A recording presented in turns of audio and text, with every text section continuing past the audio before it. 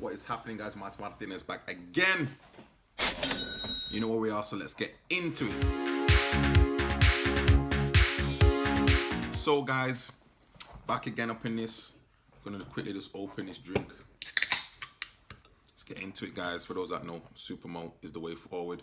I prefer it in a bottle, but this isn't really available anymore, it seems, at some places. Anyway, guys, so let's get into it now. So I'm going to do a quick review for you guys in respect of these two fragrances that have come out. You probably see it in the title, and these fragrances are, we have Cool Heights from Zara.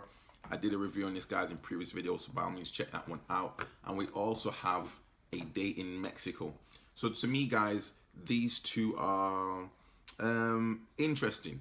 And I think, to be honest, out of the new releases that have come out between this one, I think you've also got this individual as well, White Soho. You can see I've hardly worn this one, guys.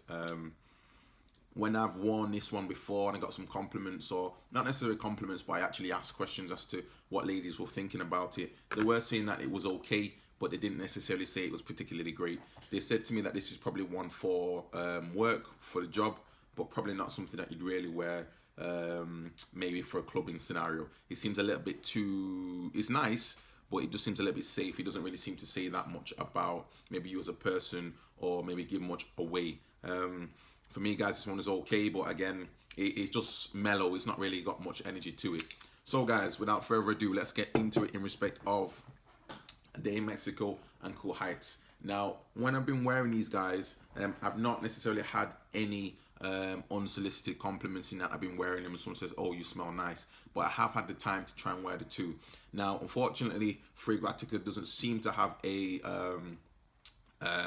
breakdown as yet in respect of this one, which is A Day in Mexico. But I say, guys, this one has more of a rhubarb type of vibe to it in comparison to this one, which seems to have, Cool Heights seems to have more of a type of blackcurrant vibe. Now, just a note breakdown on Fragrantica, seems to get a lot of love for some reason. This one seems to have bergamot in it. We have some pepper in the top notes. In the mids, you're seeing it has some leather with, I think that might be vetiver in there. Yeah, the violet leaf, sorry.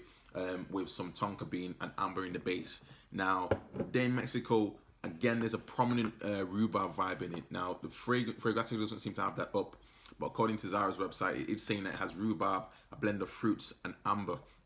So if, between the two, guys, and in comparison, both fragrances to me are, to some extent, they're like similar, but they go in different directions. And the reason why I'm saying that is, again, I'm going to compare the two. So I'm going to spray one on this wrist.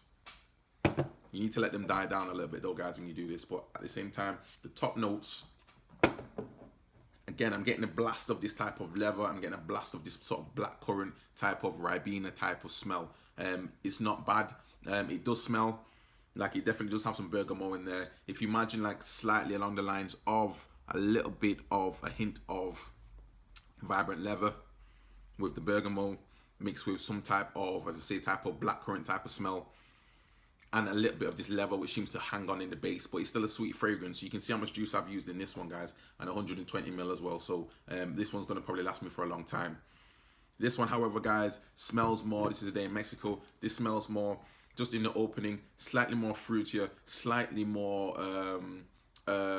what could I say, rhubarb, so slightly fresher, slightly brighter, and it smells, maybe it does have a touch of some leather in the base, but it doesn't smell as heavy as this one. So between the two, guys, I would say that this one is a lot lighter. This is A Day in Mexico.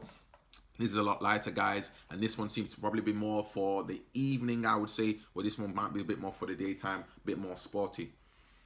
In respect of longevity between the two fragrances, for me, guys, this one is a lot heavier. So, yeah, this one is a lot heavier. So it seems to be, for me, guys, with the leather note and the blend of this type of bergamot in the top, sorry, the mids. I feel like this one is probably going to get you a bit more bang for your buck. This one is okay, is a bit light. If you're in the high heat, maybe this one might be a bit more appealing. I did wear this in Spain, guys, and I did get, as I say, the ladies seem to like this one. But again, I didn't get necessarily unsolicited compliments. So you'd have to sort of use your judgment on that one. This one is good, I say, a bit more for the evening. Longevity-wise, I was only probably getting about 2 hours or so. So performance, it does seem to have a very interesting opening.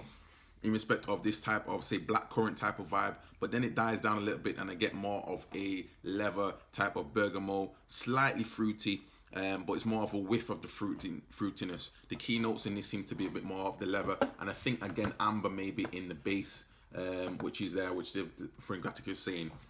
It's saying tonka bean in there, and yes, there is that sweetness that you get from the tonka, but it doesn't seem to, I wouldn't say it overpowers it. It seems to be a mix of the tonka sweetness with a blend of the leather and a little bit of the amber to give it this type of, how could I say, not quite woodsy vibe, but it's a slightly along the lines of slightly more, maybe type of musky vibe. It's not a bad fragrance though, and it's definitely not necessarily like a oud fragrance or anything like that. It's quite well made, I'd say, guys, but it doesn't really give me longer than, I'd say, just maybe 2 hours for me on my skin. After that becomes a skin scent, and then maybe for another hour or so. Whereas this one, guys, to be honest, unless you're in the high heat, I could wear this still on clothes, but longevity wise, I wasn't necessarily noticing it really after an hour, unless I'm in maybe, say, like a warm environment. This one smells a lot lighter, as I say, and this one seems to be a lot more along the lines of this rhubarb type of fruity vibe.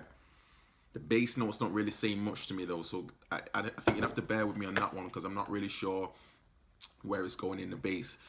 Again, they're saying it's a blend of fruits, and it said a fragrance pyramid includes rhubarb, blend of fruits, and amber. So amber in the base,